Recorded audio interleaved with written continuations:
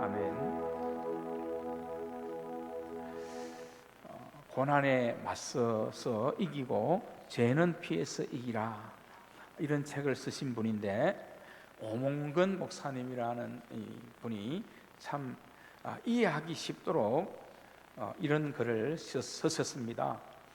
우리가 예수님 안에서 산다는 것, 예수님의 생명을 누린다는 것이 뭔가, 또 주님이 내 안에, 내가 주님 안에 거하는 하나님의 나라의 삶을 산다는 것이 뭔가를 굉장히 사실적인 이야기로 우리에게 그 책 가운데 전해주고 있습니다. 이런 글을 쓰셨는데요, 참 이해가 좀 쉽게 되는 것 같습니다. 세계적인 위대한 흑인 연가 가수인 롤란드 헤이저는 미 조지아 산골에서 맨발로 도시에 나온 무식한 흑인 청년이었다. 목소리가 좋다고 해서, 너무 좋다고 해서 근데 교회에 찬양대에 섰는데, 그 덕에 어느 부잣집 장로님의 점심 초대를 받았다. 헤이즈는 그 집에서 처음으로 그 음악을 트는 그 유성기를 보았다.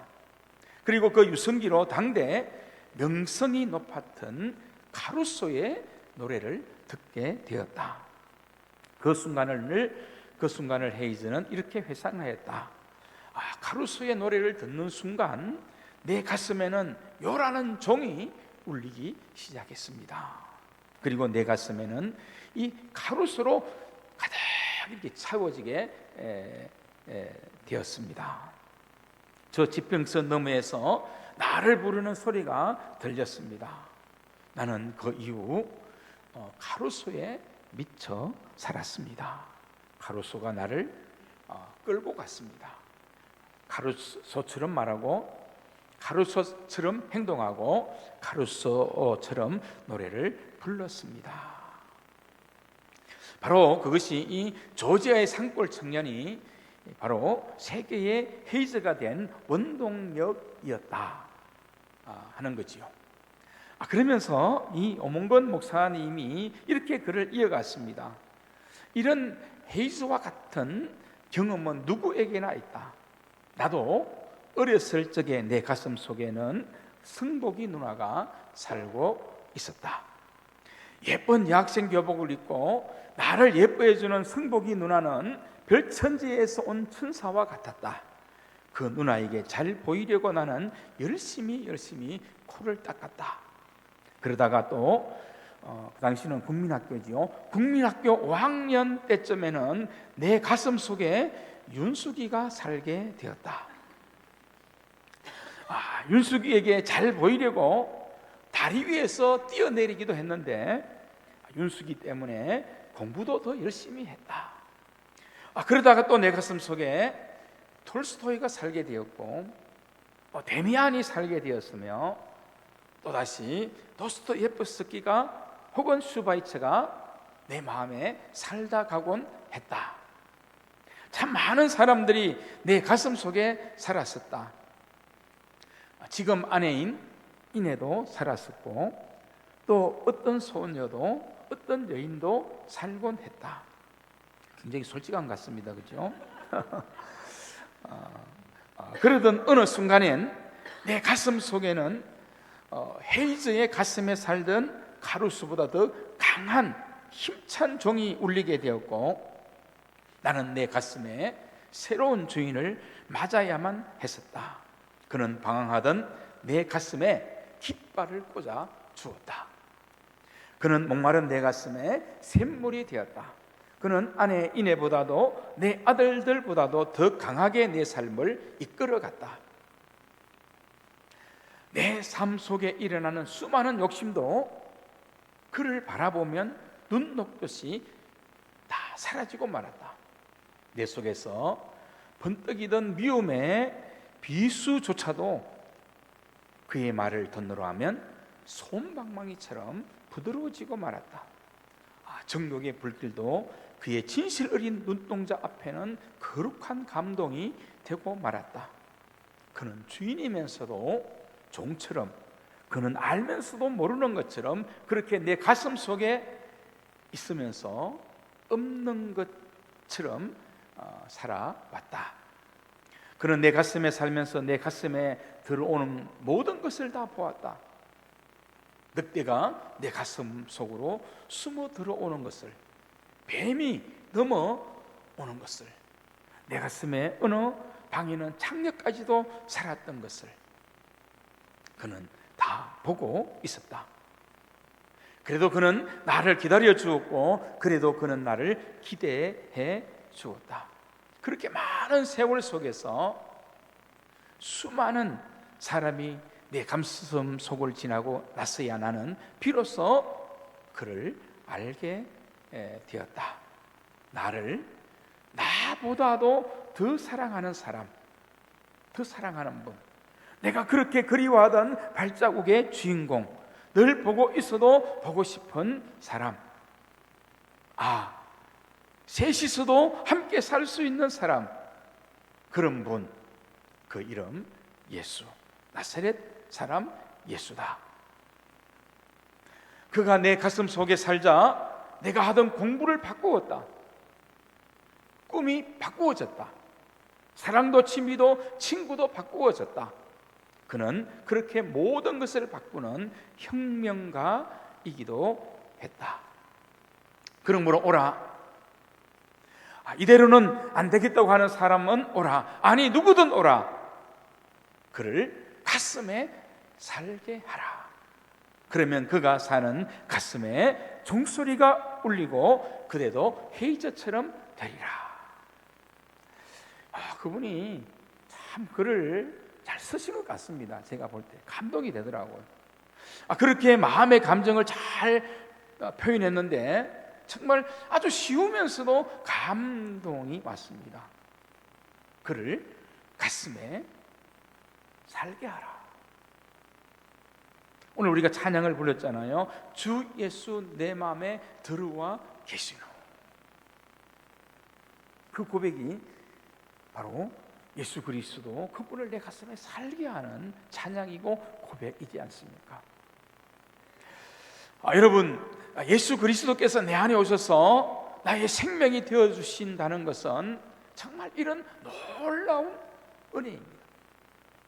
그리고 이 놀라운 영적인 사실을 요한계시록 3장 20절 말씀에는 또 이렇게 정말 아름답게, 우리가 정말 알기 쉽게 이렇게 표현을 말씀을 통해서 했습니다. 볼지어다 내가 문 밖에 서서 두드리노니 누구든지 내 음성을 듣고 문을 열면 내가 그에게로 들어가 그와 더불어 먹고 그는 나와 더불어 먹으리라. 예수님께서도 요한복음 15장에서 이렇게 우리에게 말씀하셨지요. 요한복음 15장 4절 말씀입니다. 내 안에 거하라 나도 너희 안에 거하리라. 이것이 우리의 구원이고, 나는 죽고 예수님과 함께 은혜를 누리는 삶이고, 예수님의 그 풍성한 삶을 누리는 삶이다는 것을 예수님께서 친히 말씀하신 것입니다. 그래서 5절 말씀에 이렇게 말씀하지요. 나는 포도나무고 너희는 가지다.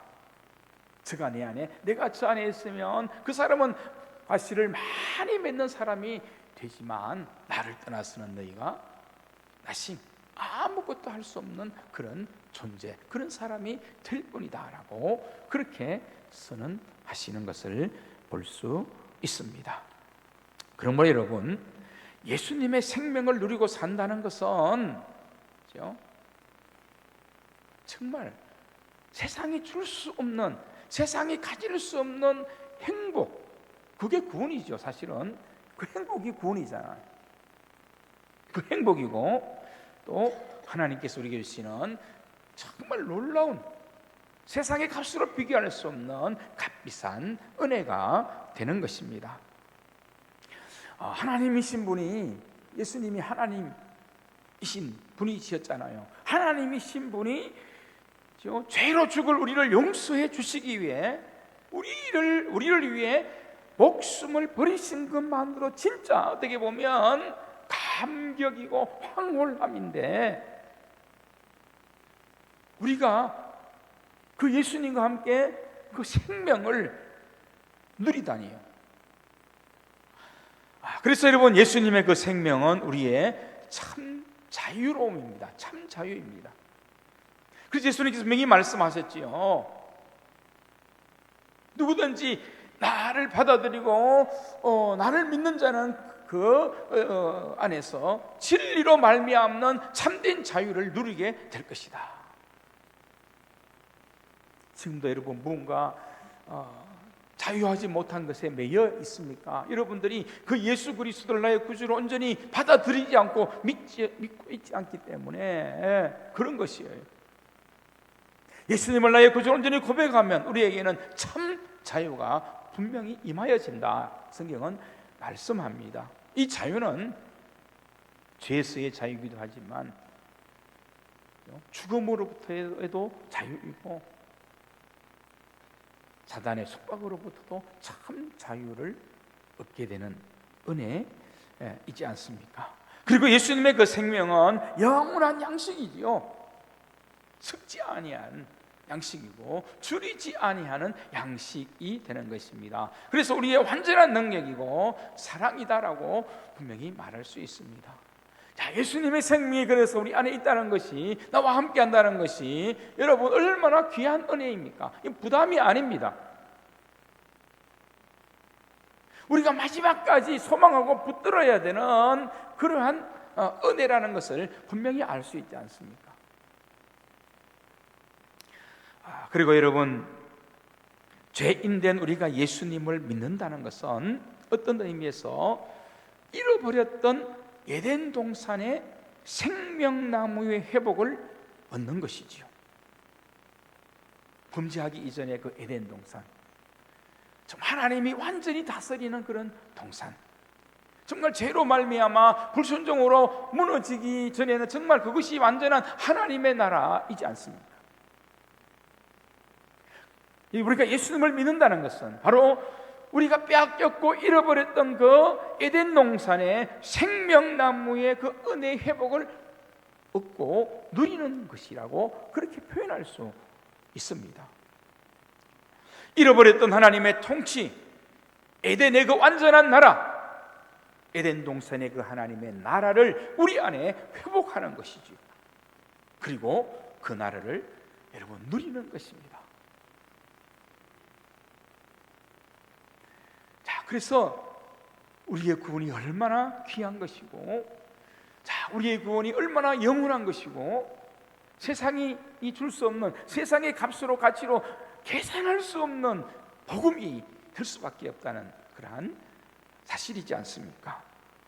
그래서 여러분, 이 사실을 사도 바울이 로마서 5장에 보면 로마서 5장의 말씀에서 잘 설명해 주고 있습니다.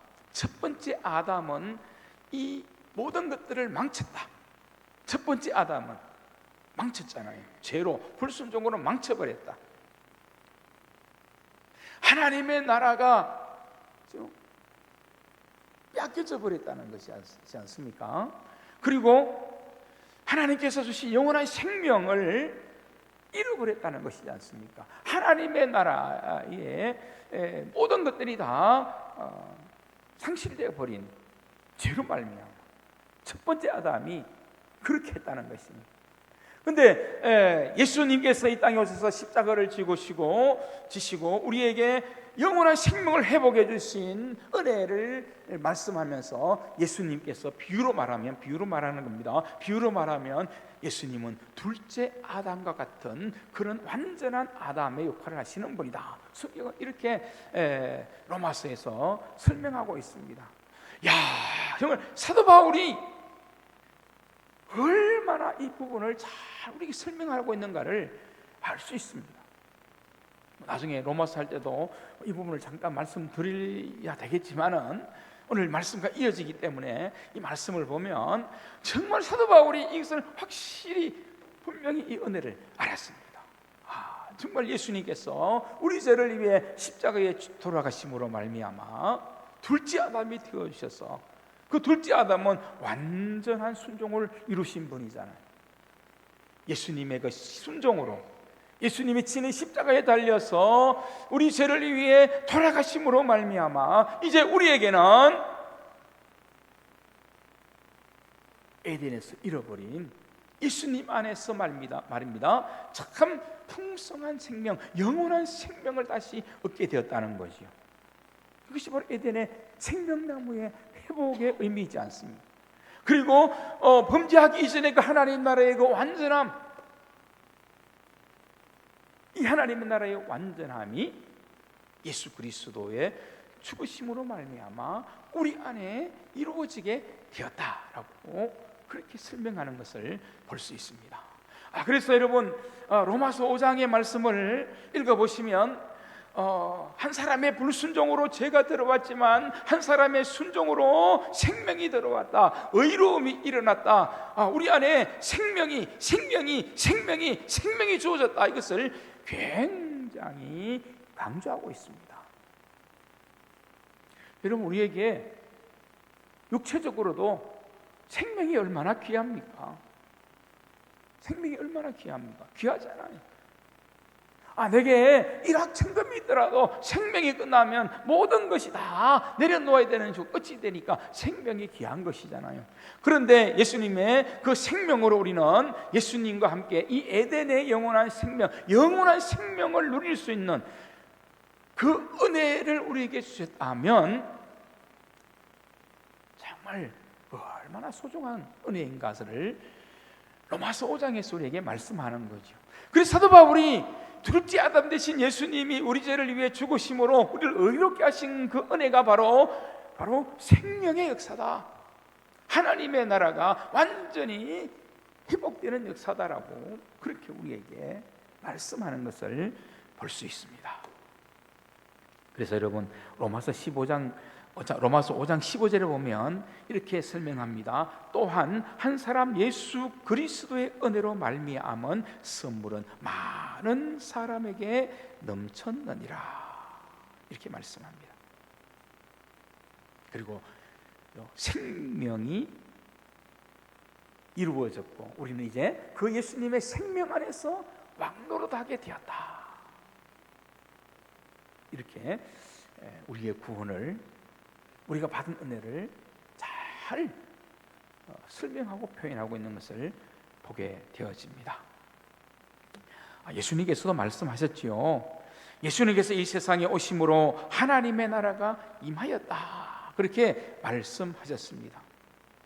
누구든지 예수님을 구주로 영접하면 그 사람 안에 하나님의 다스림, 하나님의 통치가 이루어진 것이다, 그렇게 말씀하셨지 않습니까?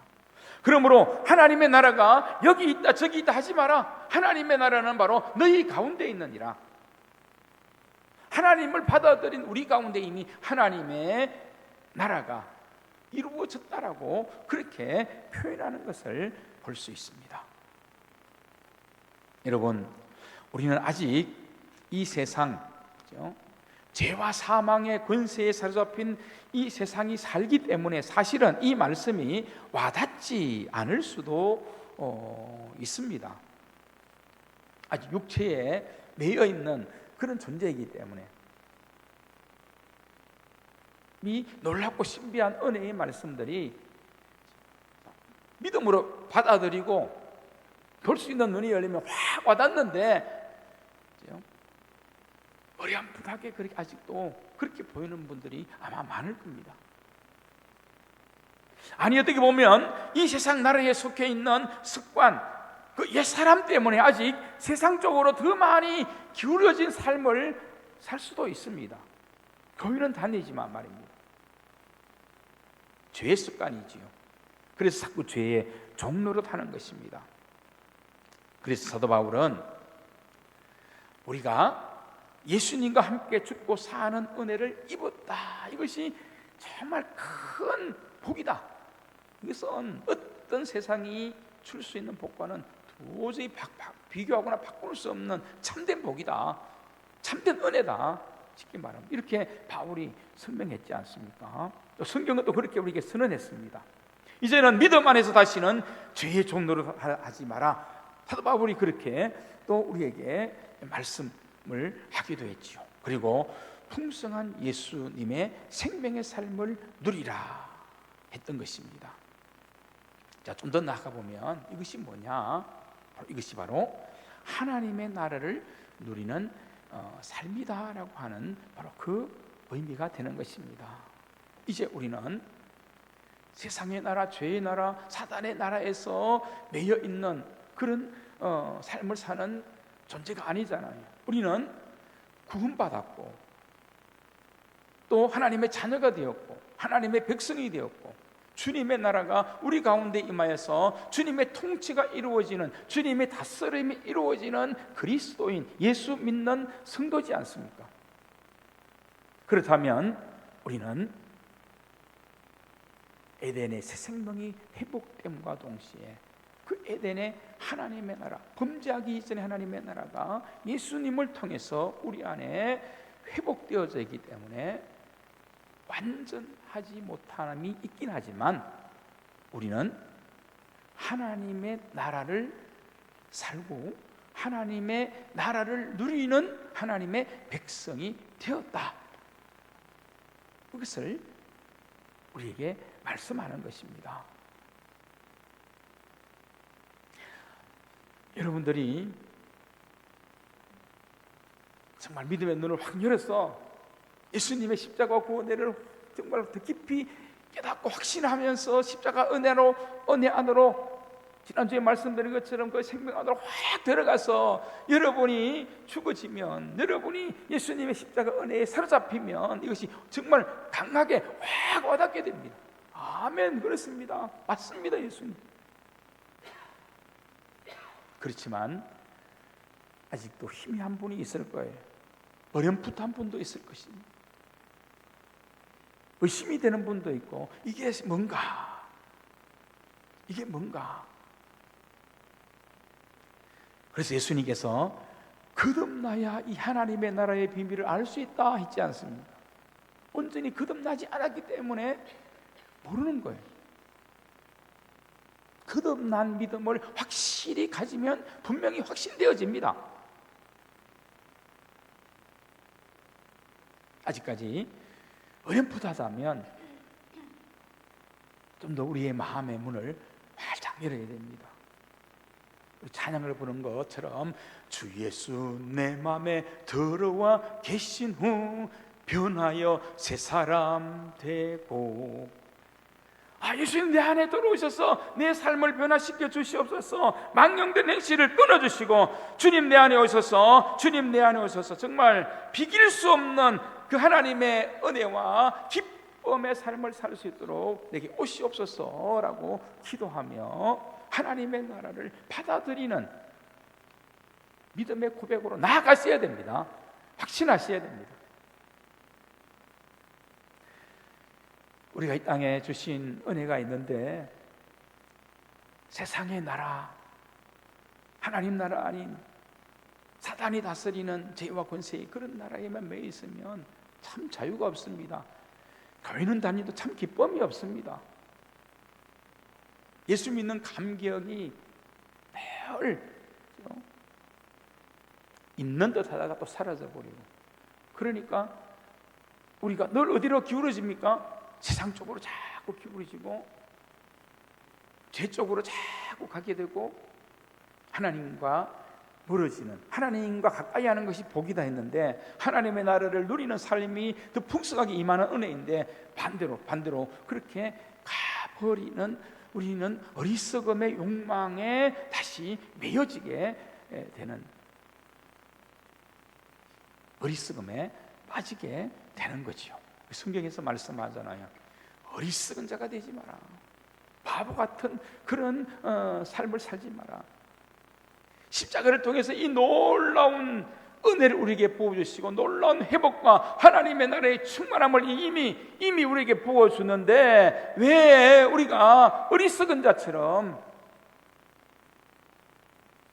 그렇게 살아가느냐라고 성경은 얼마나 많은 부분에서 이 부분을 우리에게 말씀하고 있지 않습니까? 그래서 회개하라는 겁니다. 예수 그리스도를 나의 구주로 분명히 고백하라는 겁니다. 하나님의 나라의 통치가 우리 안에 이루어졌다는 것을 확신하면서 내 삶은 이제 하나님이 다스립니다, 그렇게 고백하라는 겁니다. 하나님 다스리면 완전합니다.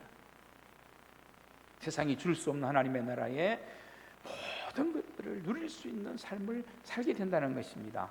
성경은 이것이 우리의 뭐라고요? 이것이 우리의 구원이다라고 말씀합니다. 여러분, 우리가 얻은 구원을 분명히 알아야 됩니다.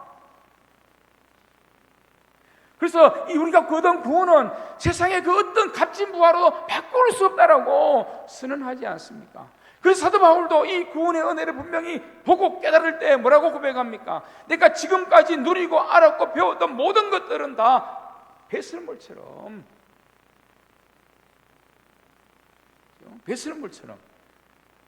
냄새나는 배설물처럼 다 여겨버렸다라고 분명히 고백하고 선언하고 있지 않습니까?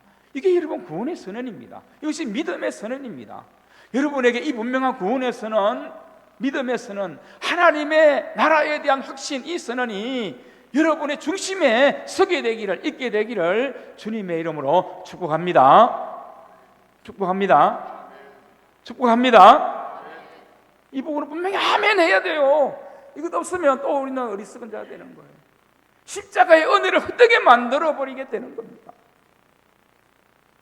성령으로 시작했다가 육체로 맞춰지는 그런 모습이 되어버리는 겁니다, 여러분.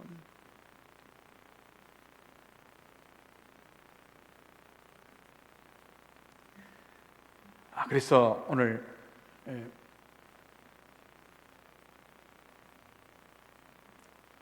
예수님께서 우리에게 이렇게 말씀하시는 말씀이 있습니다. 너희는 먼저 그의 나라와 하나님의 나라와 의를 구하는 삶을 살라. 자, 우리가 구원받았기 때문에 하나님의 나라가 우리에게 임했고 하나님이 다스리기 때문에 이 말씀이 분명히 의미가 있는 것이잖아요. 우리는 이제 제일 먼저가 무엇이 되어야 되느냐? 하나님의 나라와 하나님의 나라를 구하는 삶이 되어야 한다는 것입니다. 세상에 살지만 천국 백성다운 하나님의 나라를 사는 그리스도인이 되어야 한다, 이 말입니다. 세상이 줄 수 없는 예수님께서 우리에게서 주시는, 하나님께서 우리에게 주시는 그런 은혜와 복과 평화와 생명과 소망을 누리며 사는 하나님의 나라 백성이 되라는 것입니다.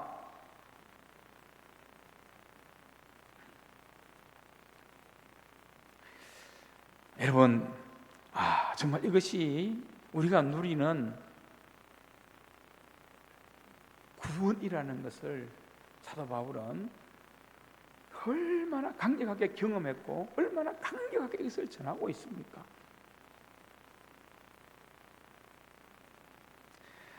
로마서 5장 19절에 사도 바울이 이제 둘째 아담에 대한 그 말씀을 정리하면서 이렇게 로마서 5장 21절에서 이제 이렇게 선언하는 것을 볼 수 있습니다. 이는 죄가 사망 안에서 왕노릇한 것 같이 예수님을 모르고 구원에 대한 확신이 없음 우리 안에 늘 죄가 왕노릇하는 죄의 나라가 되는 그런 삶을 살지 않았느냐, 그 말씀이지 않습니까? 그리고 그 다음에 이어서 이렇게 말씀합니다. 은혜도 또한 의로 말미암아 왕노릇하여 우리 주 예수 그리스도로 말미암아 영생에 이르게 하려 함이라. 쉽게 말하면 이제는 하나님이 다스리는 나라 되었으니 우리의 마음과 우리의 심령은 죄가 왕노릇하도록 내버려두면 안 된다는 겁니다. 한번 따라서 하십시다. 한번 따라서 하십시다. 은혜가 왕노릇하게 하라. 할렐루야. 은혜가 우리 안을 다스리고 지배하게 하라. 이것이 바로 하나님 나라의 삶을 사는 그리스도의 삶이라는 거죠. 물론 그 앞부분에서도 바울이 강조한 동일한 말씀이 나오는데요, 이제 우리는 은혜가 왕노릇하는 삶을 살아야 된다. 다시 말하면 예수 그리스도의 십자가의 은혜, 부활의 은혜, 다시 오시는 재림의 은혜가 확신되어지는 그런 삶을 살아야 된다. 바로 그 의미를 우리에게 말씀하는 거죠. 왕 대신 예수 그리스도의 통치 안에서 우리도 그 왕권을 누리는 권세를 가진 성도가 되라는 것입니다. 그래서 여러분, 저는 여기서 좀 몇 가지를 말씀드리면, 참 하나님의 나라를 온전히 누리기 위해 우리에게 필요한 것은 여러분 제3에 대한 그런 확신과 그 은혜를 누리시기 바랍니다. 예수님은 이미 십자가에서 우리의 모든 죄를 사하신 분이기 때문에 예수님께서 내 죄를 다 사해 주셨다는 확신을 가지고 늘 십자가에 나와서 그 은혜 앞에 서는 그런 그리스도인이 되어야 됩니다. 은혜의 힘으로 죄를 이기는 삶을 살아야 된다, 이 말입니다. 죄에게 자꾸 끌려다니지 말고, 은혜는 힘이 더 강합니다. 이길 수 있습니다. 그리고 두 번째 말씀드리고 싶은 것은 주와 함께, 내가 주 안에, 주님이 내 안에 거하는 삶을 고백해야 됩니다. 그래야만 우리가 예수님께서 주시는 모든 삶을 예수님과 함께, 성령님과 함께 우리 안에서 고백하며 누리며 내 안에 늘 그런 기쁨과 찬송과 감사가 누리는 삶을 살게 되는 거죠. 이 불편함 아닙니다. 이렇게 우리가 주님이 내 안에, 내가 주님 안에서의 삶을 온전히 고백하면 우리는 마치 어린 아이가 어머니의 품 안에서 누리는 그 평안함을 누릴 수 있다는 거죠. 예수님께서 우리를 품어주는 품, 하나님의 그 사랑의 품, 그 품으로 우리 안에 거하시는 그 주님의 은혜를 우리가 누릴 수 있기 때문에,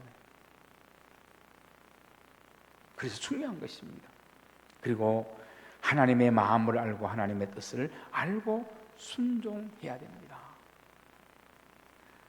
힘들지요, 순종한다는 것이. 지난 수요일인가 말씀드린 것처럼 사랑하면 그러나 충분히 가능합니다. 여러분, 사랑하면 순종보다 더한 것도 하지 않습니다. 하나님 사랑하면 충분히 순종할 수 있고 하나님의 뜻을 찾아 나갈 수 있고 하나님의 기쁨이 되는 삶을 살아가는 삶을 살게 되는 거죠. 이것이 바로 하나님의 나라를 사는 삶이고 하나님의 나라의 삶을 누리는, 진정한 우리의 구원을 누리는 그런 삶으로 이어지는 은혜가 되는 것입니다. 여러분, 사랑의 마음으로 귀를 기울이고 마음을 기울이면 분명히 하나님의 뜻을 알게 됩니다. 그리고 순종하는 힘이 생깁니다. 사랑하면 그 능력이 생깁니다. 그래서 너는 사랑하라 말씀을 우리에게 계속 하지 않습니까? 그리고 오늘 말씀의 결론인 것 같은데요, 너희는 먼저 하나님의 나라와 의를 구하라 있습니다.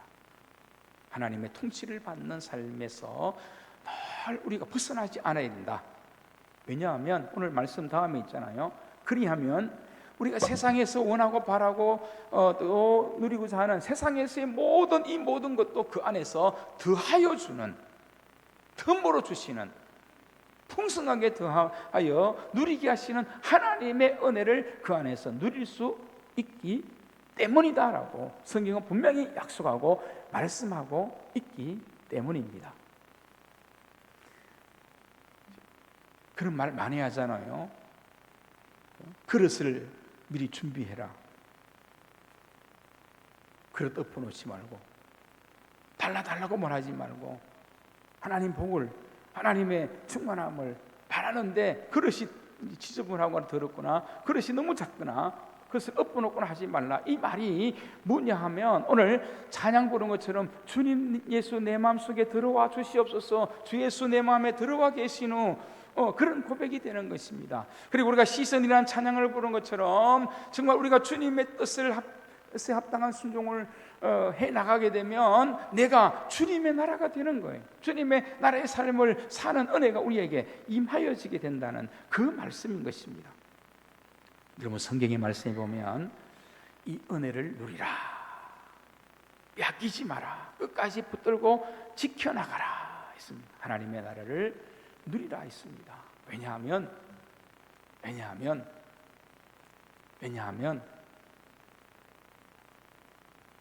이것을 주시려고 하나님이신 그분이 이 땅에 오셔서 인간의 모습을 입고 오셔서 친히 십자가에 달려서 나를 위해서 그 십자가에서 돌아가셨기 때문입니다.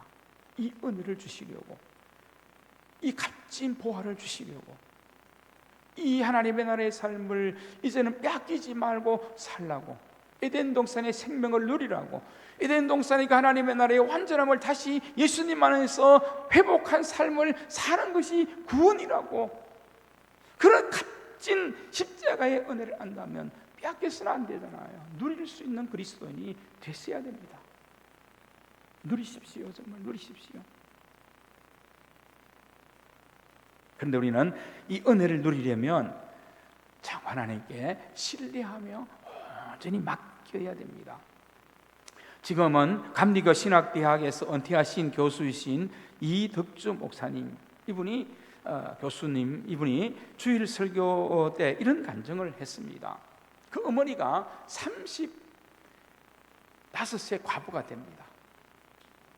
자녀가 4명이 있습니다. 그러니까 35세 과부가 됐는데, 그 당시에는 그 아이들을 키우기 위해 전도 하지 않고 그렇게 살던 그런 때였지 않겠습니까?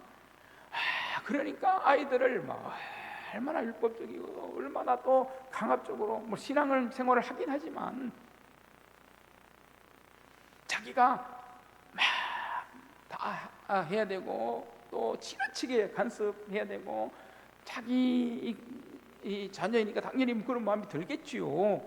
또 애비 없는 자식이라는 소식 안 들으려고 얼마나 인간적인 노력과 인간적인 열정을 그렇게 다 그렇게 쏟아 부었겠습니까?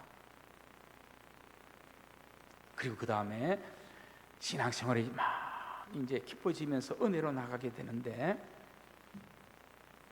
아프고 가슴 아픈 일이 또 하나 일어나게 됩니다.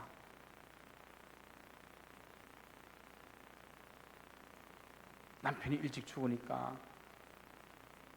옛날 사람 참 이상하지요, 그죠? 그러니까 또 남편 잡아먹었다 이런 소리는 하고 말입니다. 시댁에서는. 자, 그런 어려운 가운데 사남매 중 가장 큰 기대를 모았던 수재라는 소리를 듣는 아들이 그만 사고로 아르바이트를 하다가 죽게 됩니다. 충주시에서, 시청에서 특채가 되기도 한 그런 아이였는데, 잠깐 아르바이트 하다가 사고 나서 생명을 잃게 됩니다. 그러니까 하나님을 바라며 평생 살았던 그 어머니는 1년이 넘게 하나님께 기도할 수 없었다고 합니다. 그리고 또 시댁 식구들로부터 더 많은 핍박을 받아야 했겠지요. 그 상황을 이해할 수가 없었답니다. 너무 한스러워서 이렇게 기도했다고 합니다. 하나님, 4명의 아이 중에 왜 가장 잘난 장남을 데려가셨습니까? 말썽 부리는 둘째도, 딸도, 막내도 있는데 왜 우리 집에 소망인 장남을 데려가셨나요? 그리고 그 귀하고 보고 싶은 아들이 꿈에도 나타나지 않아요. 그렇게 넋두리를 했는데, 그런데 그렇게 기도해서 그런지 모르지만 아들이 얼마 후에 꿈에서 나타났다는 거예요. 그리고 어머니에게 이렇게 말을 하더랍니다. 어머니, 이곳에서도 저 무척 바빠요.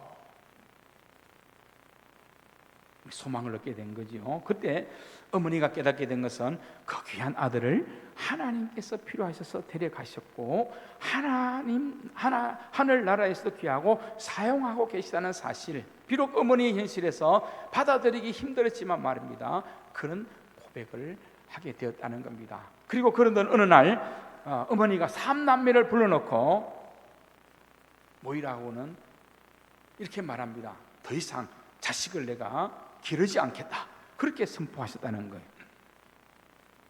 이 말을 들은 이 막내 아들 이덕주 목사님은 깜짝 그때 놀랐다고 합니다. 이제는 힘들어서 어머니가 자녀들을 다 고아원에 보내고 가족을 해체하려고 하는구나, 그렇게 생각했다는 겁니다. 그런데 어머니의 말은, 지금까지 내가 너희들을 그렇게 붙잡아 두려고 하고 내 노력으로 내 자녀니까 당연히 그렇게 하려고 그렇게 애를 썼는데 이제 더 이상 내가 너희를 키우는 것을 포기하고 하나님께 맡기기로 했다라고 그렇게 선언을 했다고 하는 것이죠. 그 이후 어머니는 자녀들에게 매를 대지 않았다고 합니다.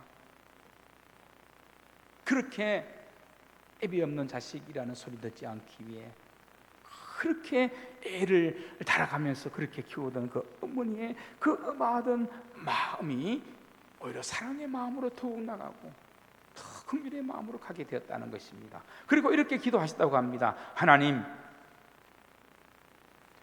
당신의 자녀입니다. 당신의 자녀이니까, 하나님의 자녀이니까 문제가 있으면 하나님 해결해 주십시오. 이렇게 기도했다는 거죠. 그 순간부터 삼남매는 어머니의 자녀가 아니라 하나님의 자녀로 양육되기 시작했고 더 큰 하나님의 은혜와 역사를 경험하기 시작했다는 그런 고백인 것입니다.